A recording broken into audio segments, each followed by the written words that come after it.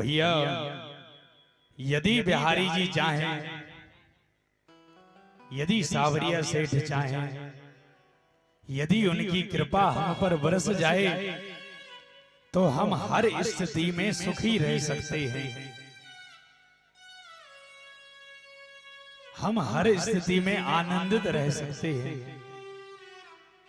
बोले कैसे? यदि भगवान की दया दृष्टि हम पर पड़ जाए तो। तीन भक्त थे जिनमें तीनों ग्रस्त थे। ग्रस्त जीवन में बड़ी ही विपत्तियां आती हैं, बड़े ही दुख आते हैं, और जब थोड़े से ही दुख आते हैं तो हम घबराने लगते हैं। हमारे पुत्र पर संकट आ गया, वो ऐसा नहीं कर रहा है, उसको ऐसा नहीं हो रहा, उसकी जॉब नहीं लग रही है, उसके साथ में ऐसा नहीं हो रहा है। ये सब मानसिक टेंशन हमारे अंदर आते हैं, क्योंकि ग्रस्त जीवन में जब आप रहोगे तो यह सब टेंशन आएंगे।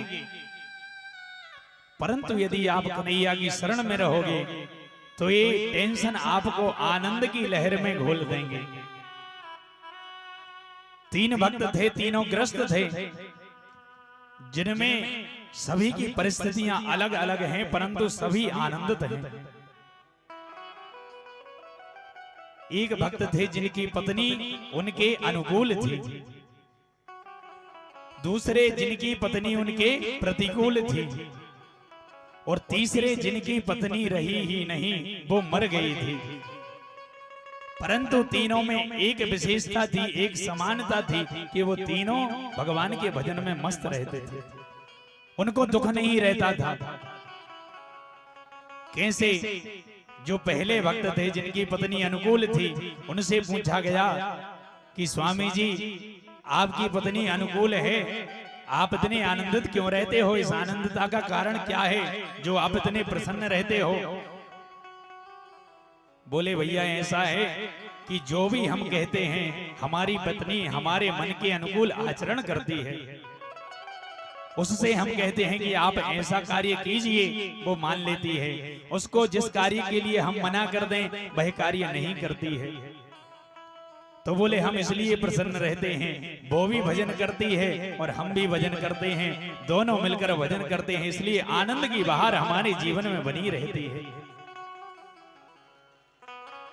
अब दूसरे भक्त जो थे उनकी पत्नी कैसी थी? प्रतिकूल। जो भी वो बोले बिल्कुल ना माने। वो कहें कि वहां मत जाना तो वो वहां जरूर जाए। वो बोले कि पड़ोसन के यहां मत जाना, किसी की चुगली मत करना, वो जाकर वही कार्य करे, फिर भी वो प्रसन्न रहे। जब उन भक्त से पूछा गया कि बताइए स्वामी जी आपकी पत्नी तो प्रतिकूल है, आपके आज्ञा के बगैर जो आचरण करती है वो आज्ञा के विरुद्ध होता है, तो फिर भी आप इतने प्रसन्न क्यों रहते हैं? बोले भैया ऐसा है कि हमारी पत्नी हमारे प्रतिकूल है, हमारी आज्ञा मानती नहीं है, तो हम वह कार्य उसको बता देते हैं जो हमें करवाना हो, और बोल देते हैं कि वह कार्य नहीं करना। जैसे कि मंदिर जाना है तो हम उससे कह देंगे कि आज मंदिर तुम नहीं जाना, तो वो मंदिर अवश्य जाती है। हम उससे बोल देते हैं कि आज भगवान की पूजा तुम मत करना, तो वो पूजा करने लगती है। बोले वह अपना कार्य करती रहती है और हमें उससे कुछ मतलब है नहीं, लेना देना ज्यादा है नहीं, मिले जुले की राम राम वरना जय राम जी, तो हम इसलिए आनंदित रहते हैं। अब तीसरे भक्त जो थे ये बड़े विचित्र थे, इनकी पत्नी थी ही नहीं, मर गई थी, और ये तो झूमते गाते, जहां कीर्तन होता तो खूब नृत्य करते, उठ करके नृत्य करते, मंदिर जाते तो वहां कीर्तनों में बैठ जाते, घंटों तक बैठे रहते। बोले आप इतने प्रसन्न क्यों हैं? एक भक्त की पत्नी तो अनुकूल है, एक की प्रतिकूल है, आपकी है ही नहीं, आपको दुख नहीं होता कि वो चली गई? भाई कैसे भी हो, पत्नी यदि हो तो उसको देखने से हर्ष, मन में आनंद आता है कि कम से कम है तो, चाहे लड़े चाहे भिड़े चाहे कुछ करे। अब बोले आपकी तो है ही नहीं, आप इतने आनंदित क्यों रहते हो? बोले भैया ऐसा है कि यदि पत्नी होती तो हमें उसकी चिंता रहती, उसके लिए खाने पीने की व्यवस्था करनी पड़ती, उसकी हर चीज की पूर्ति करनी पड़ती।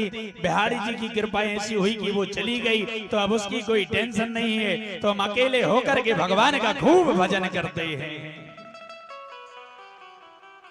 अर्थ है आप समझें कि तीनों भक्त हैं, तीनों की परिस्थितियां सबकी अलग अलग हैं, परंतु जो भगवान से जुड़ा रहेगा उसकी परिस्थिति कैसी भी हो, वह भगवान के चरणों में मन लगाए रखेगा तो उसका जीवन आनंद की बहार में छा जाएगा। इसीलिए तो कहते हैं कि हमेशा भगवान की शरण में रहो, और जो जीव भगवान की शरण में रहता है महाराज वो हमेशा प्रसन्न रहता है। सुख भी हमें प्यारे हैं, दुख भी हमें प्यारे हैं, हो छोड़ूं मैं किसे भगवान, दोनों ही तुम्हारे। अरे सुख दुख तो दोनों एक गाड़ी के पहिए हैं, कभी सुख आगे आ जाता है, कभी दुख आगे आ जाता है, परंतु जो भगवान का भक्त होता है वह दोनों ही चीजों में आनंदित रहता है, क्योंकि आनंद का कोई विलोम शब्द नहीं होता है। तो आइए कल के सत्र में आप